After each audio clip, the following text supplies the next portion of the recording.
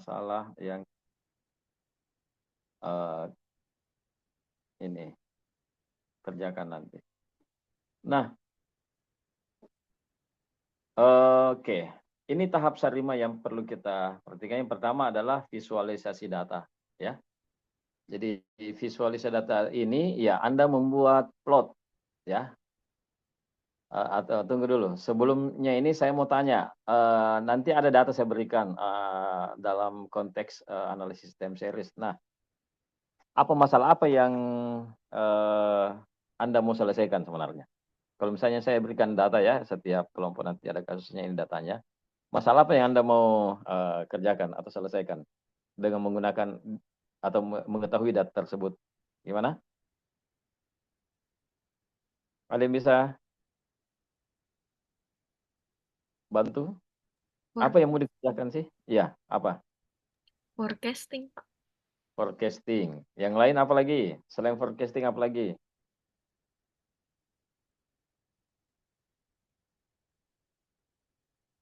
Cuma satu, forecasting. Ada yang bisa bantu bagaimana kita melakukan forecasting? Bagaimana caranya kita melakukan forecasting dengan mengetahui data yang sudah diberikan atau diukur atau diobservasi? Gimana caranya? Model, Pak. Ya, Membuat model. membuat model. Nah, itu ya. Jadi forecasting itu dilakukan dengan membuat model, ya, atau dalam textbook itu disebut modeling, ya. Oke, itu ya. Ya, jadi dua pekerjaan utama ini yang akan dilakukan dalam analisis time series. Ya, dua itu, ya. Nah, forecasting, of course ini tujuan utamanya, tujuannya forecasting. Caranya bagaimana? Melalui model. Jadi modeling ini tahap penting dalam forecasting. Jadi Anda bisa melakukan forecasting setelah modelnya ketemu, ya. Setelah modelnya dapat, ya. Dari data itu nanti ada model, ya kan? Nah, dari hasil model dari data itu, ingat sekali lagi definisi model. Model adalah apa? Apa masih ada ingat? Model adalah apa? Jangan sampai kita sebut-sebut model baru kita tidak tahu model. Nah, model itu apa itu model? Model adalah, loh, kok lupa lagi? Model adalah,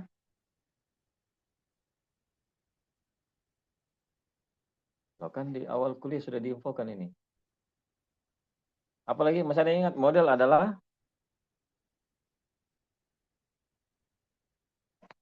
kenapa ya lupa semua ini? Waduh, kita harus ulangi kuliahnya minggu ke-9 ini. Tapi ingat, Eh, Model representasi suatu objek, Pak. representasi Ya kan? apa? Representasi atau wakil, ya. Sebuah, Suatu ya, apa? suatu objek. Apa bentuk Ya, objeknya itu? Jangan mengambang. Objeknya itu apa bentuknya? Perjelas. Representasi suatu apa? Objeknya itu apa?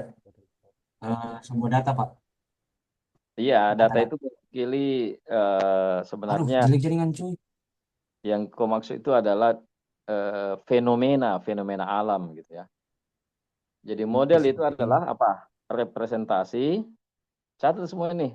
Model adalah representasi suatu fenomena alam, gitu ya, yang ada di sekitar kita, yang ada di sekitar kehidupan manusia, itu kan fenomena alam semua kan. Nah, sekitar Anda mulai dari yang makro sampai mikro, ya, dari luar angkasa sampai sel-sel yang ada di dalam tubuh kita. Nah, itu semua fenomena alam yang bagaimana ya? Representasi suatu fenomena alam dalam bentuk apa? Ayo, dalam bentuk apa bentuk representasinya? Jadi kalau misalnya ya rakyat itu direpresentasikan oleh wakilnya. Apa bentuk wakilnya rakyat dalam pemilihan umum dalam sistem politik Indonesia? Yaitu siapa yang wakili rakyat dalam sistem pemerintah Indonesia? Yaitu apa? DPR, Pak. DPR. Parlemen. Itu ada bentuknya tuh DPR itu wakilnya. Nah, sekarang fenomena alam ini direpresentasikan ya melalui model dalam bentuk apa?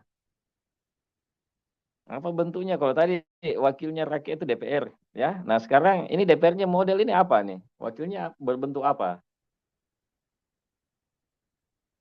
Jadi tentu ada wakilnya toh. Bentuknya apa bentuk wakilnya itu? Ya, apa? Parameternya, Pak. Parameter yang lebih general, yaitu dalam bentuk Statistik, Pak. statistik itu ini ya bagian dari wakil itu. Data, Pak. Loh, data itu dari awal sudah ada. Itu fenomena alam itu, data itu fenomena alam. Jadi fenomena alam itu diukur, diobservasi, dapat data, gitu ya. Nah, dari data ini kemudian dibuat ininya, modelnya. Oke, jadi apa tadi? Model adalah representasi fenomena alam berbentuk apa atau dalam bentuk apa? Angka, Pak. Angka apa lagi yang lebih tepatnya? Ini Anda Matematik. sering pakai ini sering lihat di papan tulis, sering tulis juga. Nah, apa bentuknya? Yaitu Matematik. ya persamaan matematik. Ya, nah, di dalam persamaan matematik ada yang tadi aku sebut, ada angka, ada parameter, ada variabel. Ya, toh? Nah, jadi bentuknya adalah persamaan matematik. Ya, aku tulis misalnya YT sama dengan ya katakanlah si YT min 1 ditambah ZT. Nah, itu kan persamaan matematik kan? Nah, itulah representasinya. Itulah modelnya. Makanya Anda mengenal model misalnya Sarima. Bagaimana bentuk Sarima itu persamaan matematis kan? Itu apa yang dimaksud persamaan matematika? Jangan sampai lain dan tahu lagi persamaan. Apa bedanya persamaan dengan kesamaan?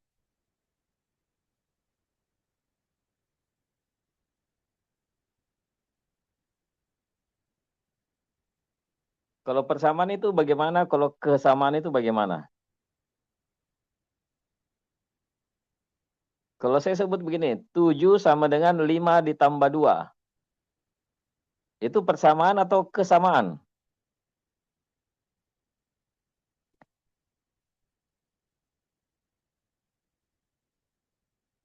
Tujuh sama dengan 5 dikurang 2. Itu persamaan atau kesamaan itu? Kesamaan, Pak. Kalau ini ada lagi. 7 sama dengan X ditambah 2. Itu ada dua bentuk ya. 7 sama dengan 5 ditambah 2. Kemudian ada lagi 7 sama dengan X ditambah 2. Nah, yang mana yang persamaan situ? Yang pertama atau yang kedua? Yang pertama tadi 7 sama dengan 5 tambah 2. Yang kedua 7 sama dengan X ditambah 2. Nah, apa bedanya yang persamaan pertama dengan persamaan yang kedua? Bagian yang pertama dan yang kedua, apa bedanya? Kalau yang pertama bagaimana? Kalau yang kedua bagaimana? Yang pertama sudah pasti, Pak.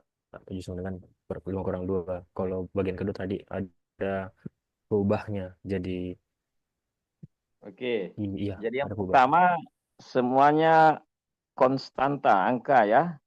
Kalau yang kedua tadi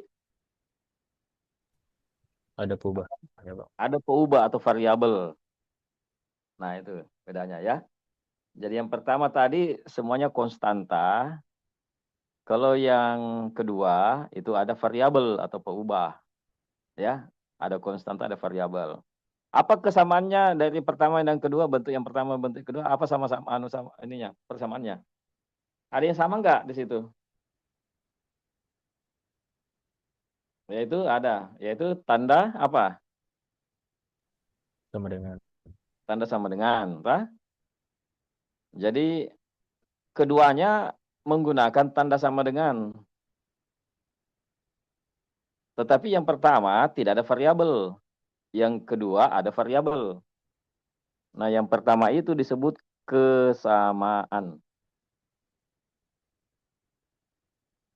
Kesamaan. Ruas kiri sama dengan ruas kanan. Kalau yang kedua, itulah yang dimaksud dengan persamaan. Ya, kenapa disebut persamaan? Karena ada apanya? Ada Variabel. ya, ada variabelnya. Itulah yang membedakan persamaan dan kesamaan masalah variabel. Jadi kalau kesamaan tidak ada variabelnya, ya. Tapi kalau persamaan, nah itu tentu memiliki variabel di situ. Kemudian, jadi ya persamaan itu adalah ini ya persamaan matematika ya kalimat matematika yang menggunakan tanda sama dengan, kemudian mengandung variabel, ya. Nah, begitu Anda menuliskan model time series, ya, Anda sebenarnya menulis satu persamaan. Ya, kenapa? Ada sama dengannya kan? Oke. Yang kedua ada variabelnya ya, katakanlah YT sama dengan psi YT min 1 ditambah ZT itu untuk AR1, ya. Nah, itu kan ada variabel di dalamnya. Kemudian ada tanda sama dengan. Nah, itulah yang dimaksud dengan persamaan. Itulah yang merepresentasikan suatu fenomena alam. Jadi bentuk dari representasi itu adalah persamaan matematis. Ya, oke. Nah, di dalamnya ada statistiknya, ada ekspektasi dari model itu ya. Model itu ada ekspektasi, ada variansi, ada kovarian, autokovariansi, ada autokorelasi. Nah, seperti itu. Oke, jelas ya? Jadi apa tadi itu model? Model adalah, coba diulangi, perempuan tidak pernah ini merespon ini ya. Wakil perempuan satu lagi. Tadi sampai laki-laki semua nih yang merespon. Yang 4 orang itu coba wakili salah satunya. Apa itu model?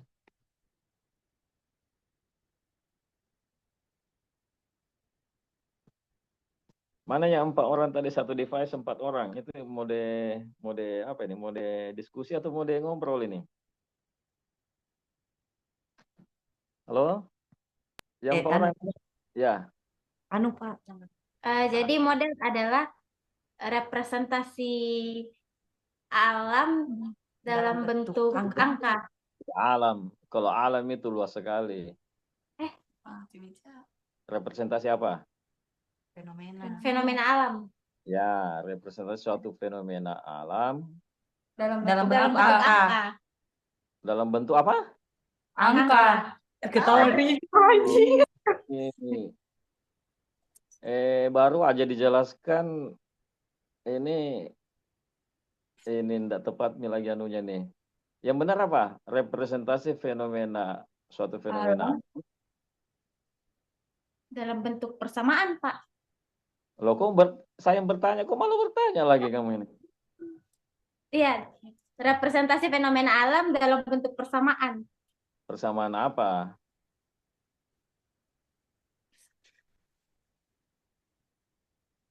Persamaan matematik. Iya. Cirinya persamaan matematik apa?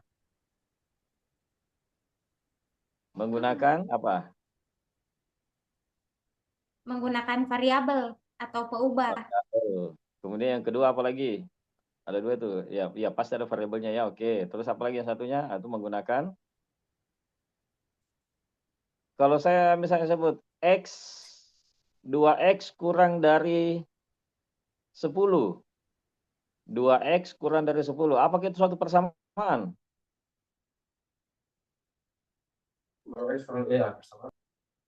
Iya, persamaan Pak. Menggunakan apa? Tadi ya ada variabelnya. Kemudian yang kedua apa? Ciri kedua dari persamaan itu apa? Persamaan matematik ada variabelnya. Kemudian yang kedua apa? Menggunakan tanda apa yang digunakan? Ya? Menggunakan variabel dan angka. Loh, ya itu cirinya menggunakan variabel atau angka. Yang kedua apa lagi? Kan 2 itu yang pertama, ciri yang pertama. Yang kedua apa? Menggunakan menggunakan apa? Menggunakan apa namanya? Iya, persamaan. Iya, sama dengan. Namanya kan sama dengan. Sama dengan. Selain sama dengan. Equal. Menggunakan apa? Jangan dihafal ya, tapi dicoba dipahami gitu. Iya. Menggunakan tanda sama dengan. Nah, itu saja itu saja kok lama banget dipikir. Nggak ditahu bahasanya, Pak. bahasanya, Pak. Loh, kok nggak tahu bahasanya tadi kan sudah dijelaskan. Ini waktu saya jelaskan tadi sudah jelas. Jangan sampai saya menjelaskan Anda beraktivitas lain ini. Nggak bisa, Cok. Sehingga ini karena temannya sepertinya sudah paham.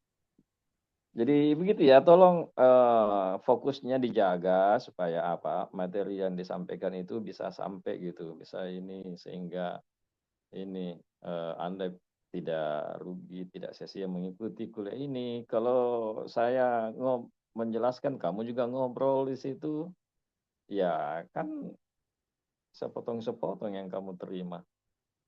Jadi walaupun kumpul begitu, tapi tetap dijaga fokusnya ya. Jadi tetap diperhatikan. Baik, kita lanjut ya. Jadi begitu tadi. Oke. Jadi model itu adalah representasi suatu fenomena alam ke dalam persamaan matematik. Nah, contoh representasi itu adalah model Sarima. Ya, model Sarima itu adalah suatu model, suatu persamaan matematik yang merepresentasikan suatu fenomena alam. Nah, untuk itu tadi sudah dibahas oleh temanmu bahwa di dalam analisis time series ini yang kita melakukan itu forecasting. Caranya melakukan forecasting ya dengan menemukan dulu modelnya, ya, menemukan modelnya atau ya melihat wakilnya fenomena itu bagaimana. Apakah dia berbentuk SAR ataukah modelnya berbentuk SMA dengan Ordeki misalnya ya, atau modelnya berbentuk Sarma, atau modelnya berbentuk Sarima. Ya, nah itu. Jadi itu semua adalah model yang mungkin di dalam menganalisis time series musiman. Ya. Nah untuk itu kita perlu mengidentifikasi data yang sudah kita ukur, data yang sudah kita observasi, itu cocoknya pakai model apa? Nah, itu. Oke? Itu ya, yang pertanyaan selanjutnya. Kalau data saya ini cocoknya pakai model apa ya? Apakah dia pakai model SAR, model SMA, atau Sarma, atau Sarima? Oke? Itu dulu pertanyaan yang perlu diidentifikasi di awal ya. Oke? Jadi pakai model apa sih bagusnya ini data saya ini? Bukan bagusnya, cocoknya gitu ya, cocoknya gitu. Bukan bagus-bagusnya tapi cocok-cocokan. Nah, ini cocoknya pakai model apa sih ini? Nah, itu. Untuk itu kita perlu melakukan identifikasi. Nah, kalau identifikasi maka yang perlu dilakukan pada tahap identifikasi itu adalah membuat visualisasi data, ya. Makanya tahapan pertama dari modeling atau forecasting time series itu adalah visualisasi data, ya, seperti yang muncul di lewat monitor itu. Jadi ya Anda membuat plot dari data observasi itu untuk apa? Memeriksa apakah data kita itu mengandung tren itu kecenderungan ya atau rata-rata yang misalnya naik dari kiri ke kanan ya, dari waktu awal sampai waktu akhir pengamatan apakah dia naik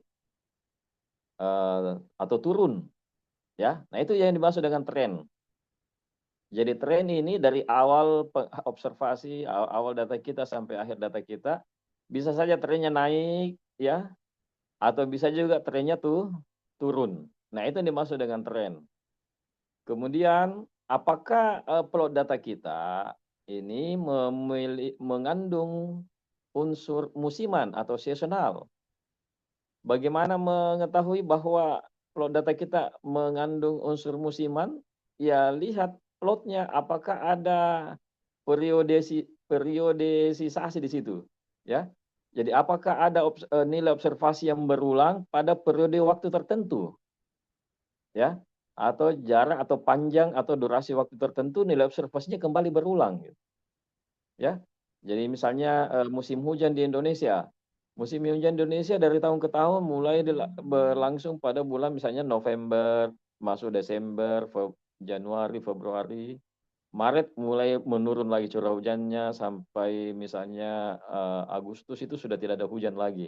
Tapi begitu masuk November, mulai lagi hujan lagi. Betul kan ada pola yang berulang gitu ya. Nah itu. Ada pola perulangan. Nah, itulah yang menunjukkan pola musiman. Kemudian ada pola-pola lainnya. Ada misalnya pola ini jam ya. Jadi trennya ini berubah-ubah. Ada yang datar, ada yang naik pada periode waktu tertentu ya. Atau ada yang lompat ya. Nah itu.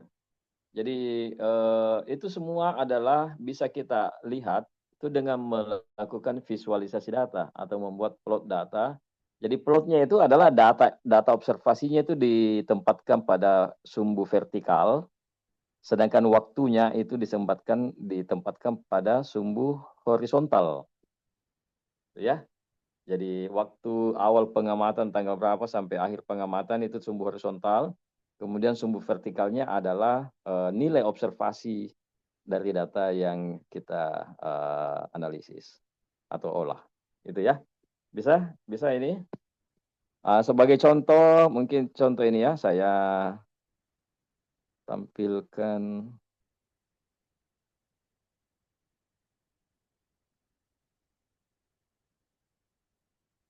Nah, ini dia. Bisa lihat ini apa yang sudah saya tunjukkan di monitor Anda, bisa terlihat ya? Bisa, Pak. Bisa, Pak. Nah, coba lihat ini ya. Nah, ini contoh visualisasi data awal nih. Jadi di awal kita atau memiliki data pengukuran kita bisa sebut sebagai raw data ya, data awal kita. Nah, coba lihat ini. Jadi kalau kita lihat visualisasi ini pada sumbu vertikal itu indeks retail index, nilai atau hasil observasi retail index. Kemudian pada sumbu horizontal itu year ya, tahun ya, waktu. Nah, ini yang dilakukan pertama kali pada tahap modeling ataupun forecasting time series. Nah, kalau Anda perhatikan pada contoh ini, terlihat ya bahwa sejak awal tahun pengamatan hingga mungkin tahun 2007 ya, 2007, 2008 itu ada tren naik ya, itu ada trennya ya. Ada tren, ada kecenderungan retail index ini naik. Itu namanya tren, ada tren naik di situ ya. Katakanlah 2005 sampai 2007 atau 2008 gitu ya. Nah, itu mengalami tren naik namanya. Ya. Nah, setelah 2007 atau 2008 juga ada tren, tapi trennya tuh turun ya, berbeda trennya ya.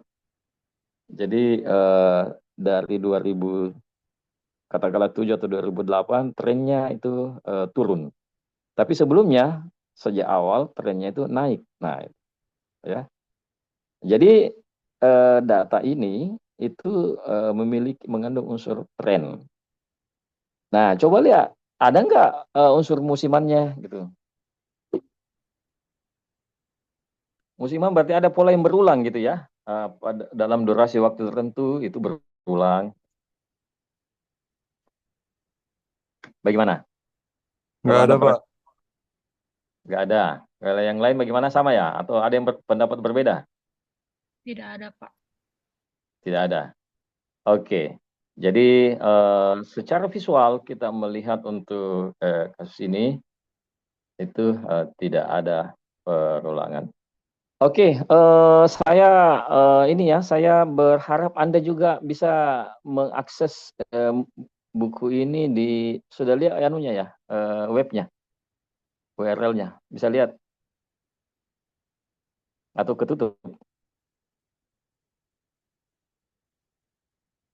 Bisa tuh lihat URL-nya. Silakan di anu ya, artinya untuk belajar time series tuh konsep dan praktisnya bisa bagus, bukunya cukup bagus, e-book ini. Oke, silakan dibuka juga. Oke, ini ya, jadi seperti itu. Inilah contoh visualisasi. Jadi langkah pertama yang Anda lakukan adalah melakukan visualisasi. Itu ya. Nah, untuk visualisasi untuk apa? Untuk memeriksa apakah data observasi itu mengandung tren, mengandung musiman, atau mengandung pola lainnya. Ya, itu yang pertama kali Anda cek pada saat membuat visualisasi. Kemudian yang kedua adalah memeriksa masalah stasionaritas. Apakah data yang kita miliki atau data observasi yang sudah diukur itu sudah stasioner apa belum? Ya, stasionernya di sini bisa stasioner dalam rata-rata, dalam varians atau covariance. Ya, maksud. Jadi kalau misalnya stasioner berarti konsep itu rata-rata varian atau covariance tidak berubah lagi seiring dengan waktu. Maksudnya waktunya boleh berubah tapi rata-rata varians dan covariance-nya tidak berubah. Nah, apa yang terjadi ketika hal itu tidak dipenuhi, bahwa pola datanya tidak stasioner? Nah, seperti contoh yang barusan. Nah, ini menurut Anda stasioner, udah stasioner apa belum nih? Belum, Pak. Belum, Pak. Kenapa belum stasioner nih? Belum. Ya, kenapa belum stasioner? Karena masih menunjukkan tren. Ya, karena ada trennya. Ya, ada kecenderungan naik ataupun juga ada kecenderungan turun. Kalau stasioner, gimana kah plotnya? Jangan sampai Anda tahu pola stasioner. Gimana? Kalau stasioner bagaimana plotnya? Tidak ada tren itu turun, Pak. Tren ke samping. Ya. Kenapa? Tidak ada pola naik atau turun. Ya, Biasa twice. tidak naik, tidak ada kecenderungan untuk naik atau turun. Jadi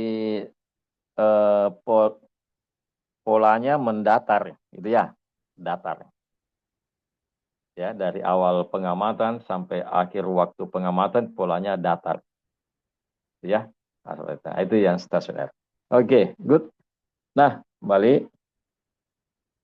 Jadi bagian kedua dalam visualisasi itu kita cek datanya udah stasioner apa belum. Nah, kalau sudah stasioner, Anda bisa lanjutkan, ya, modelingnya, tahap modelingnya. Tapi kalau dalam hal atau dalam kasus belum stasioner, nah ini yang harus Anda cek baik-baik ya.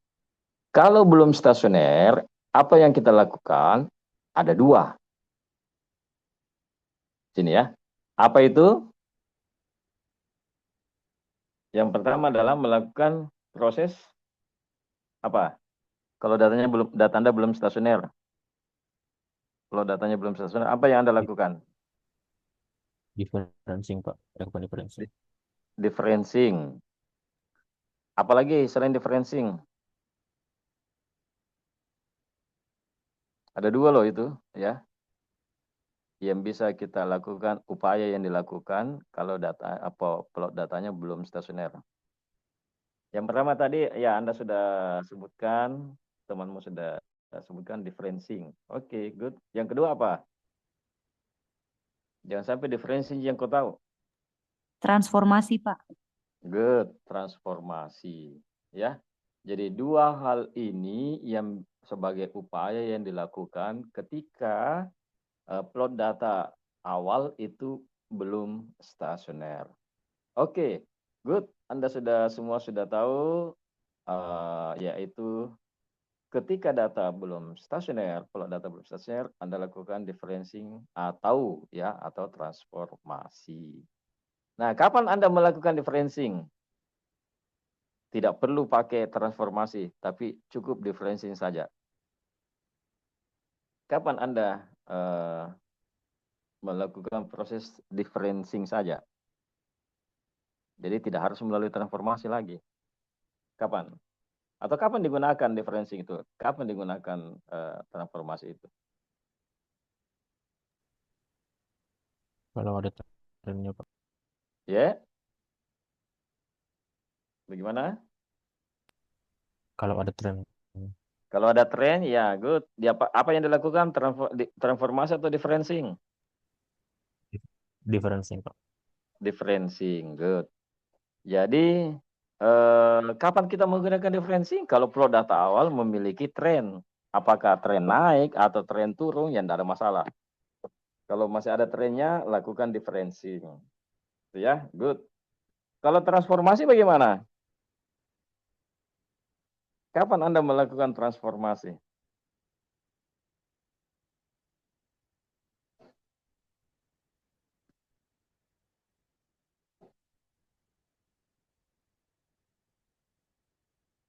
Yaitu ketika pola datanya gimana?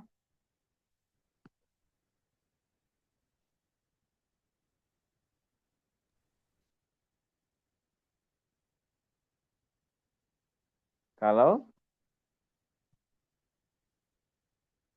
belum pernah dicoba ya transformasi ya? Untuk Belum, Pak. Belum, Pak. Oke. Jadi transformasi kita lakukan kalau asumsi variansi konstan itu tidak dipenuhi. Jadi kalau variansi konstan itu tidak dipenuhi, nah di situ kita melakukan transformasi sebagai upaya untuk membuat pola data sebelumnya yang tidak stasioner itu menjadi stasioner. Oke, gitu ya. Jadi bukan hanya differencing, tetapi transformasi juga bisa dilakukan untuk membuat pola data kita sebelumnya non stasioner menjadi stasioner. Oke, jelas sampai di sini? Bisa? Yes, Pak. Jadi itu tahap pertama dalam analisis time series, yaitu visualisasi data. Jadi simpulnya visualisasi data ada dua hal pokok yang perlu kita lakukan di situ, yaitu memeriksa, yang pertama memeriksa tren, pola musiman, tampilannya pada data kita. Yang kedua untuk memeriksa stasionaritas dari data time series yang dimiliki. Ya, jadi seperti itu ya. Oke. Kemudian apa lagi? Nah, tahap kedua setelah visualisasi ada pengujian stasionaritas. Jadi biasanya ketika kita melakukan visualisasi, itu kan ya namanya visualisasi yang menggambarkan secara visual ya. Kadang ada yang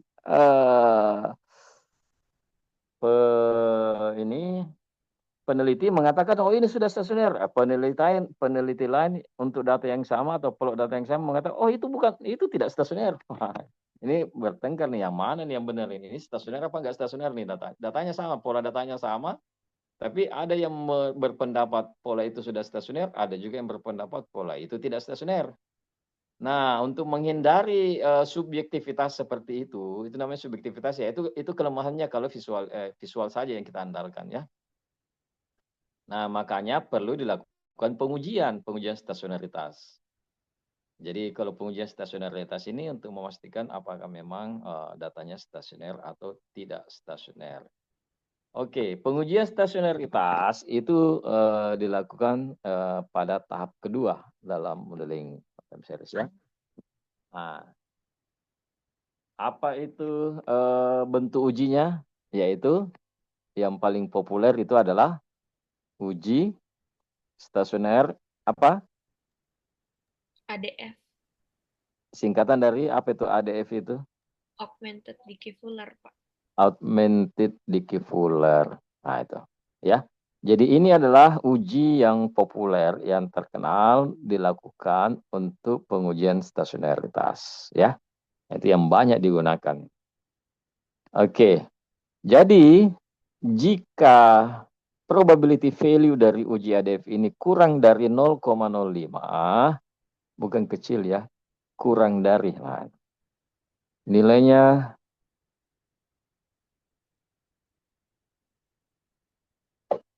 kurang dari 0,05, maka hipotesis nolnya yaitu data tidak stasioner itu ditolak.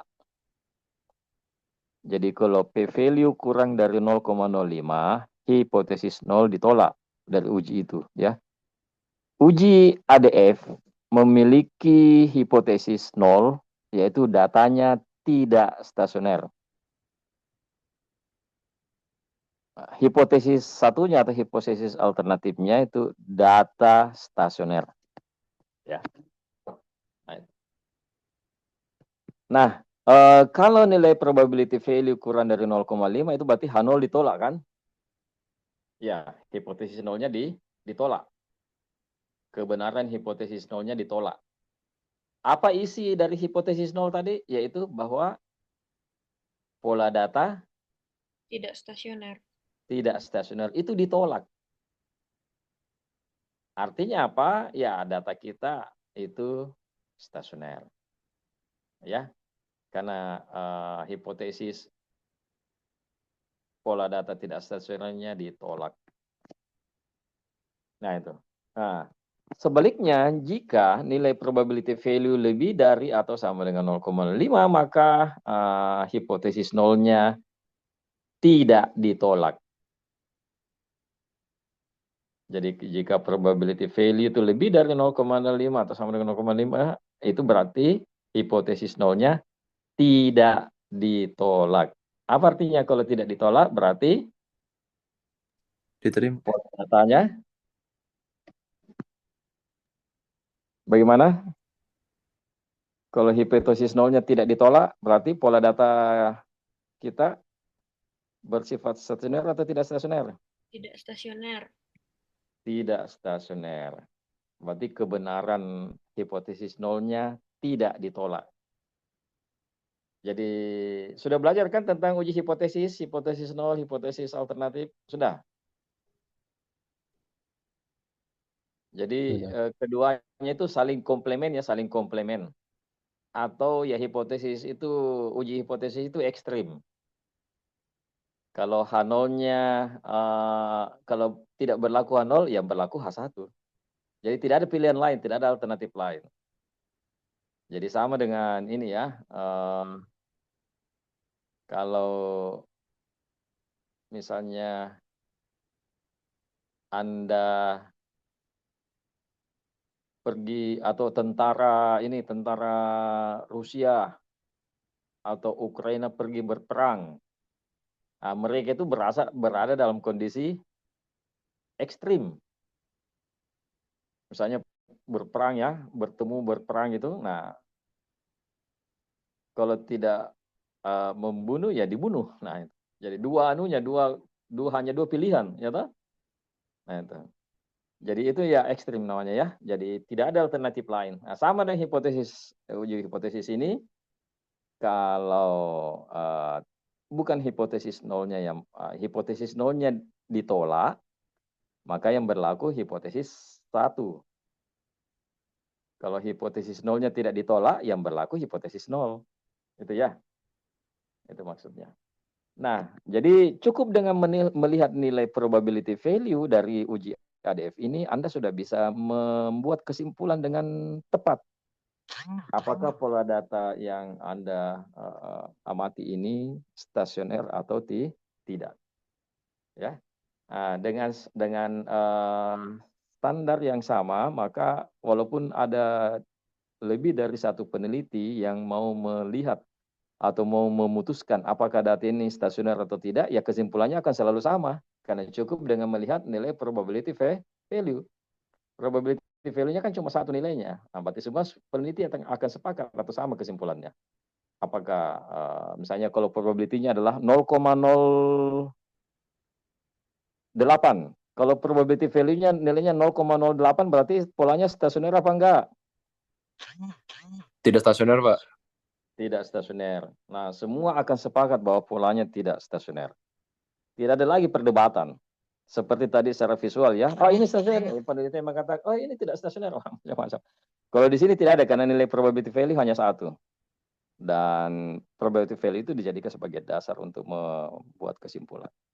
Oke, seperti itu barangkali ya. Nah, jadi kemudian untuk pengujian stasioner, jika data memiliki pola musiman, Anda juga bisa melihat pola musimannya stasioner apa enggak. Ya, jadi sebenarnya musiman dan musiman itu juga uji stasionernya bisa kita lakukan. Tetapi pada pola musiman, lag waktunya ini ya, lag waktunya lompat-lompat gitu ya. Enggak berurut seperti pada non musiman. Kalau non musiman itu lag waktunya berurut ya, lag 1, lag 2, lag 3, lag 4, lag 5 seterusnya. Tapi pada pola musiman, misalnya pola musimannya durasinya 4 ya, misalnya 4. Berarti Anda uji pada lag 1, lag 4, lag berapa lagi? 8, lag 12, lag 16 gitu ya. Nah, seperti itu. Nah, itu. Jadi similar ya caranya, namun pada lag waktu yang berbeda. Oke ya, begitu ya. Sampai di sini pengujian stasionaritas sudah oke. Nah, kemudian, nah ini tadi differencing ya, seperti yang temanmu katakan tadi bahwa kita melakukan differencing jika terdapat tren. Good, bagus jawabannya. Differencing di sini ada dua, ada differencing musiman. Jadi differencing itu visualnya seperti ini ya mungkin ya, sebentar ya, mudah-mudahan ada di sini.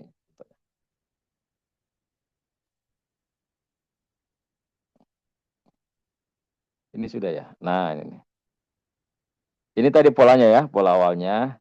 Nah, setelah lakukan differencing, jadi seperti ini.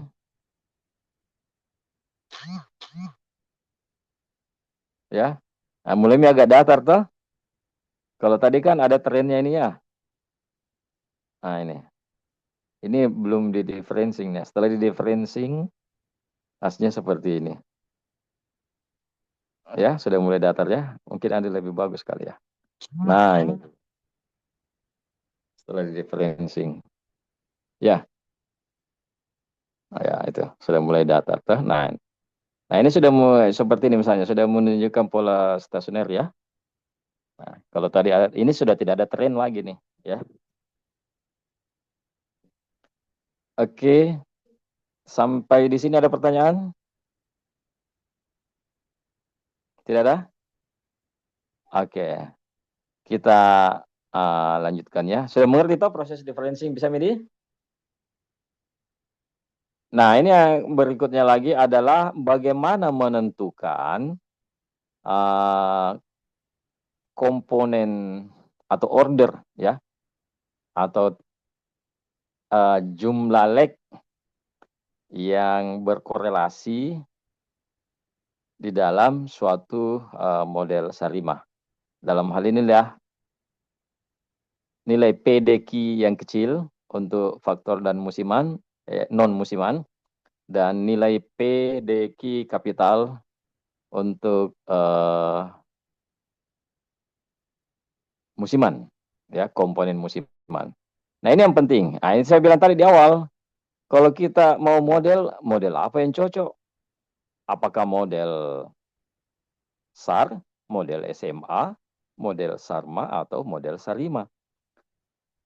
Nah, kalau misalnya kita sudah ketemu, oh ini kayaknya model SARIMA nih. Nah, kalau model SARIMA, selanjutnya yang kita perlu simpulkan lagi, ini ordernya berapa nih untuk SAR-nya, yang non musimannya ya, P, D, Q, atau P kapital, D kapital, Q kapital. Nah, ini yang perlu dilakukan pada tahap keempat.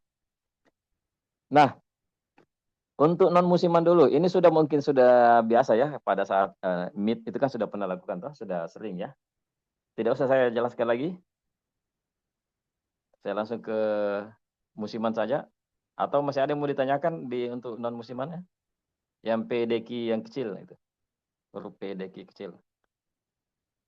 Sudah bisa ya semua ya? Halo?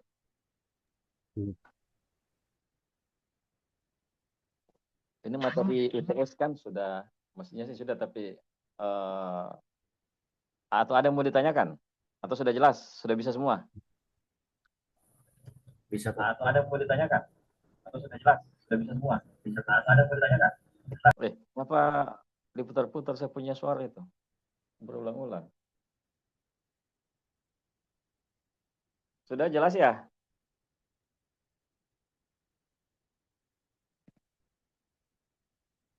Oke, sudah jelas? Iya, iya Pak. Oke. Nah, Jelas, selanjutnya Pak. kalau gitu, kenapa?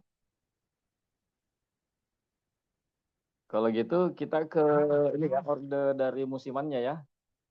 Itu P kapital, D kapital, dan Q kapital. Bisa? Nah, bagaimana menentukan orde dari musiman? Untuk seasonal autoregressive, seasonal differencing, dan seasonal moving average. Masing-masing berurutan adalah PDQ. Ya. Nah, di sini dibantu dijelasin bahwa orde dari P atau seasonal autoregressive, P kapital ya, itu bisa dilihat dengan melihat plot PACF, partial autocorrelation function, ya. Nah, ini lagi-lagi PACF ya, yang sudah kita bahas sebelumnya. Jadi menghitung nilai-nilai ini di setiap leg. Nah, lagi-lagi ini yang bisa membantu kita menentukan dengan tepat berapa orde dari seasonal autoregressive-nya atau autoregressive musiman. Nah, kemudian yang kedua adalah differencing. Ya, ini jelas ya tadi ya. Kalau kita lakukan differencing pertama kali pada komponen musiman, ternyata masih ada trennya atau belum datar, ya lakukan lagi differencing yang kedua. Itu ya.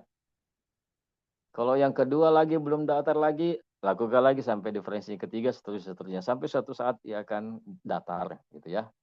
Nah, berapa kali Anda melakukan differencing terhadap komponen musimannya, itulah orde dari D kapital. Ya. Nah, kalau moving average musiman, itu dilihat dari pola ACF pada leg musimannya. Ya, nah seperti itu. Jadi,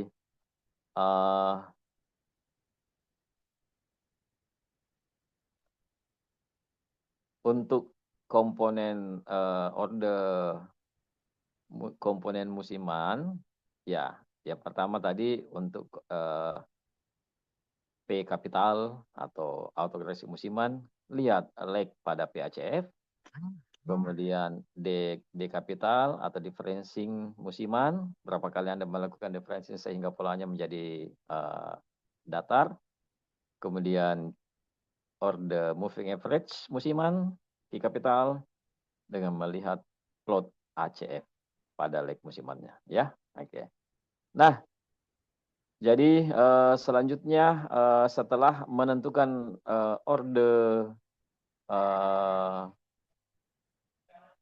time series non musiman PDQ kecil dengan komponen musiman PDQ kapital. Nah, selanjutnya kita buat ini ya plot ACF-nya.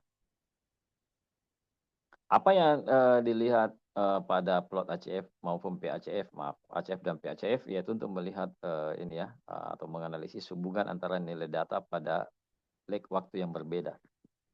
Jadi ingat ya, perhatikan lagi namanya juga data time series. Berarti besarnya nilai data saat ini ya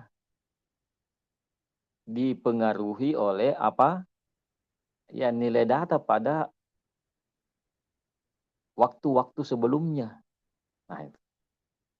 Jadi misalnya curah hujan hari ini bisa dipengaruhi oleh curah hujan kemarin, satu hari yang lalu misalnya. Itu leg 1. Jadi leg 1 ya, data leg 1 berpengaruh terhadap data hari ini. Nah, kalau misalnya yang berpengaruh adalah 2 hari yang lalu, nah, biasanya curah hujan hari ini dipengaruhi oleh curah hujan 2 hari yang lalu, berarti data hari ini dipengaruhi oleh leg 2. Nah, ya. Jadi dipengaruhi oleh leg 2. Begitu juga seterusnya ya, sampai misalnya leg P ya, bahwa data hari ini dipengaruhi oleh P leg waktu sebelumnya. Nah, ada juga pengaruh data time series itu bukan dari data leg waktu sebelumnya, tetapi dari apa? Dari residual, ya. Nah, itu yang disebut model moving average, ya. Nah, kalau model moving average itu ya, yang mempengaruhi bukan data curah hujannya, ya, bukan data curah hujannya saja, tapi yang mempengaruhi adalah residualnya, ya. Jadi Z, misalnya ZT-1 berarti itu untuk leg 1, ZT-2 untuk leg 2, residual pada leg 2, ZT-3 berarti residual pada leg 3, seterusnya. Nah, itu ya. Jadi itu bisa saja memiliki pengaruh yang kuat terhadap data curah hujan saat ini. Ya, nah itu. Berarti ini menggunakan model moving average, ya. Itu. Karena datanya hanya dipengaruhi oleh residual atau ini ya, bukan curah hujan secara langsung, tapi residual curah hujan dari model yang digunakan. Atau kombinasi keduanya, berpengaruh curah hujan sebelumnya, juga ada pengaruh dari residual. Nah, itulah model ARMA, ya, ARMA. Kombinasi dari autoregresif dan moving average. Nah, itu kombinasi baik yang non musiman ataupun yang musiman. Nah, seperti itu. Jadi bisa keduanya ya. Jadi kalau salah satunya saja berarti modelnya yang cocok adalah autoregresif saja atau moving average saja. Ya. Nah. Tapi kalau kedua kombinasi ini mempengaruhi nilai time series saat ini, berarti itu menggunakan model ARMA, autoregresif dan moving average. Atau bisa juga pengaruhnya karena setelah differencing, itu ya lakukan differencing. Nah, itu berarti kita menggunakan model ARIMA, ya. Atau kalau ada pengaruh musiman, berarti model SARIMA. Nah, seperti itu. Ya, nah itu adalah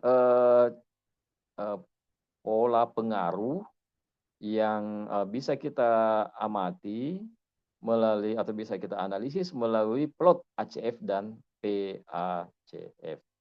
Ya, seperti itu.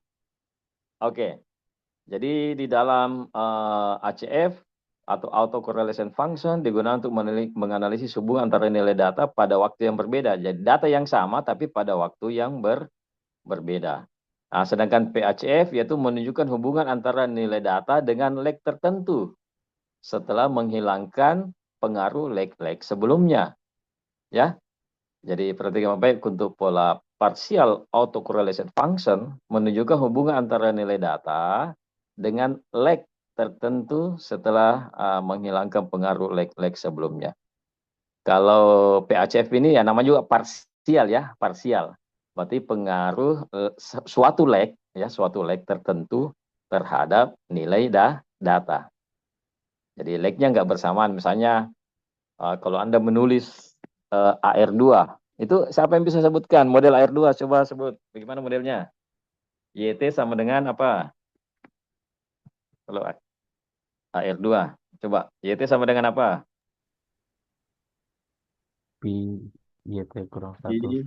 YT min 1 ditambah Si 1 YT min 1 katakan seperti itu ya. Nah, Si ditambah 2, si 1 tambah si 2 YT kurang 2 tambah epsilon atau ZT. ZT. Ya itu ya. Berarti di situ ada 2. Jadi YT itu dipengaruhi oleh 2 leg ya. Leg 1 dan leg 2. Ya kan? Jadi ada pengaruh data leg 1 sebelumnya dan sekaligus leg 2 sebelumnya. Ya. Karena ada psi YT min 1 ditambah psi 1 YT min 1 ditambah psi 2 YT minus 2. Berarti ada 2 leg ya berpengaruh untuk saat ini. Data YT dipengaruhi oleh data pada leg 1 dan leg 2 secara simultan ya. Berarti itu ada 2 leg. Nah, itu. Nah, kalau kita misalnya batasi pengaruh YT ini cukup dengan melihat pengaruh YT min 1 dengan mereduksi YT min 2, maka di situ disebut partial autocorrelation function. Atau sebaliknya ya, hanya melihat YT min 2 tanpa mempertimbangkan dengan mereduksi YT min 1. Nah, itu juga partial autocorrelation function.